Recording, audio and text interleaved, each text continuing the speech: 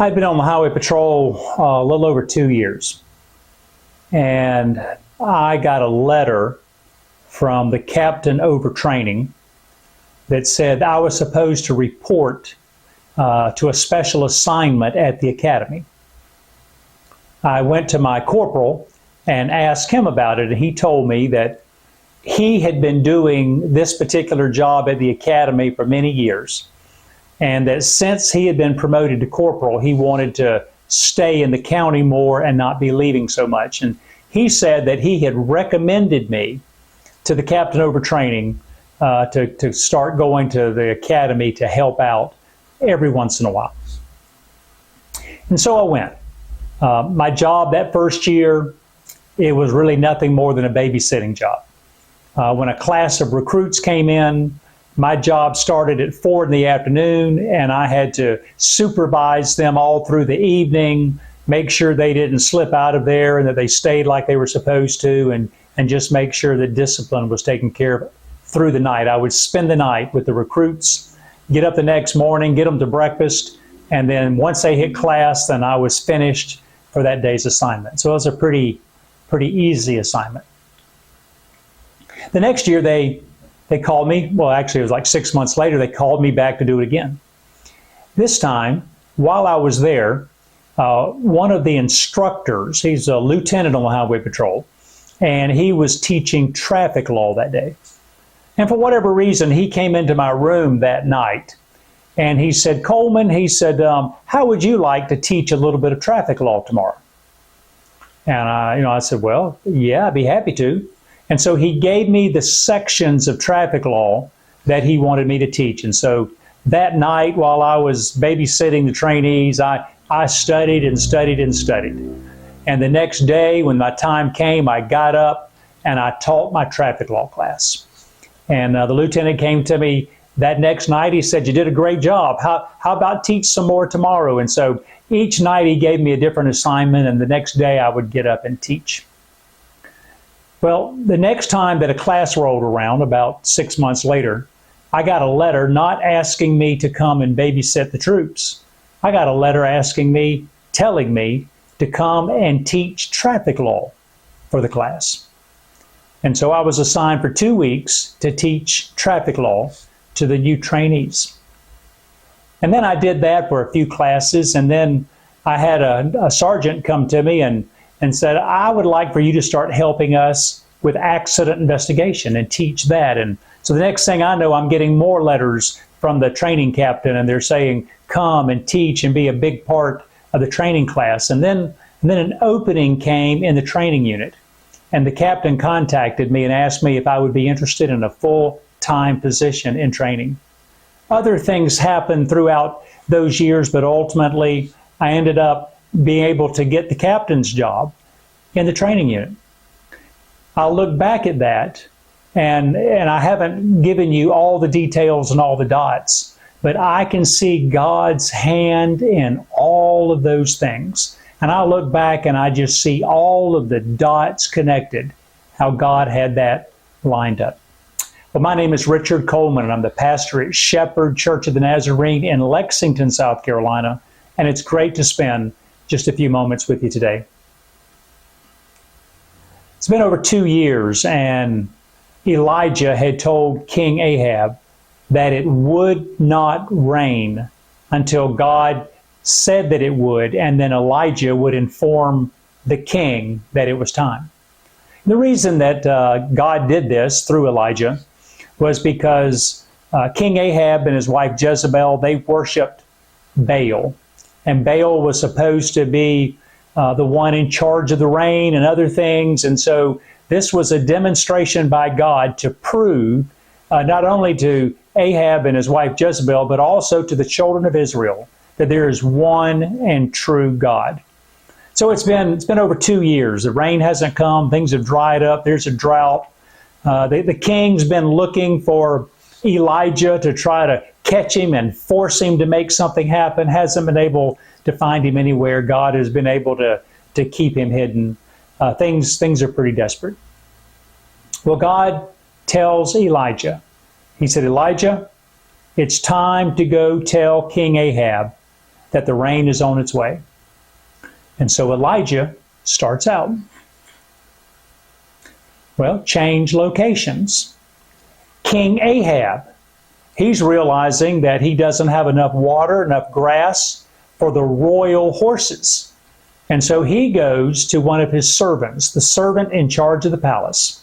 And he tells him, I want you to go in search of water and grass for the horses.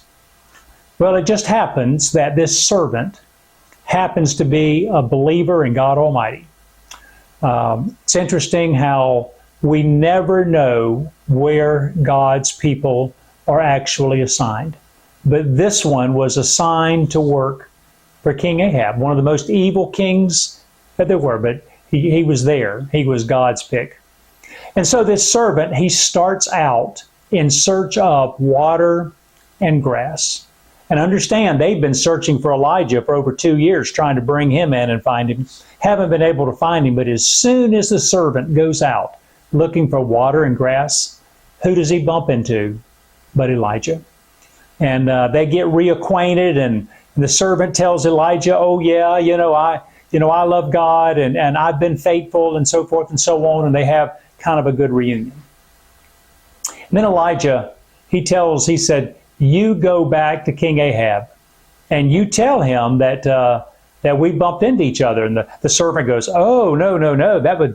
He's been looking for you. If I tell him that I saw you and didn't bring you back, he'd kill me. He said, no, you go tell him that I'm going to come in and talk to him.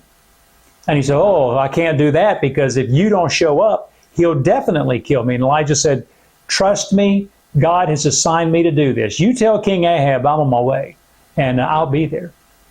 And so the servant goes back and he tells the king, and then the king and Elijah get together and they talk to one another about what's going on. Elijah, he kept his word and he did what he said he was going to do.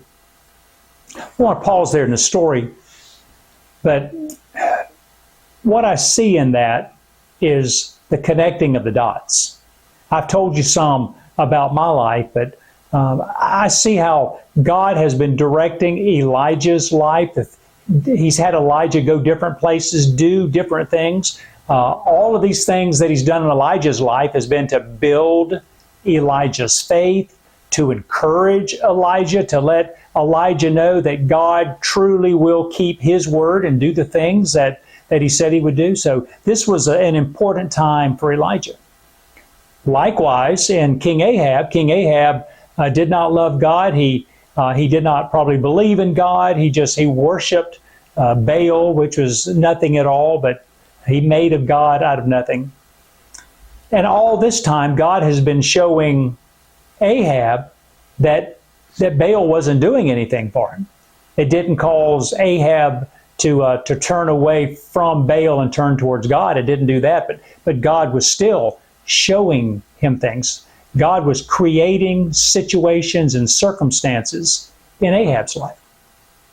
And then you see the dots when God tells Elijah, start heading towards King Ahab.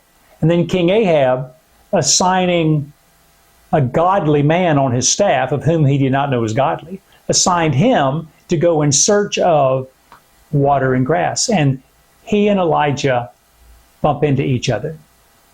Coincidence? Oh yeah, you can believe that if you want to. A lot of things have happened in my life, and I think, boy, was that ever a coincidence or what? But I'm going to tell you, all I have to do is look back in my life and see all the things that God connected and put together, and it just blows my mind. God connects the dots. Has there ever been a time in my life where I was wondering what in the world God was doing? You betcha. Has there ever been a time in my life when I start shaking my head and and thinking, I believe God has kind of put me off on a side panel here. I think maybe he's forgotten about me and he's working on more important things. Oh yeah, been there, done that. But I've always found that if I am patient and faithful and true, and I keep marching down the path that God has put me on, that when things happen, sometimes I don't even then realize all the things that God has done. It's when I look in my rearview mirror, I look back and I go, oh, I can't believe God did that, and He did that, and it caused me to do this, and this happened, and that happened, all because God connected the dots. And I want to tell you, He did not just connect the dots in Elijah's life, and He did not just connect the dots in my life, but He connects the dots in every believer. And so whatever you're going through, whatever's been happening in your life, maybe you've been throwing your hands up or scratching your head or wondering what in the world is happening right now, trust God. If we love Him with all of who we are, and an outflowing of that is to love the people around us, and if we're faithful and keep moving forward on the path that we know that He has put us on, God will connect the dots from where we've been to where we are, to where He is taking us.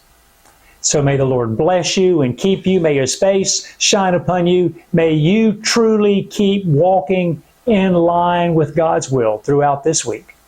Thanks for taking the time and viewing today.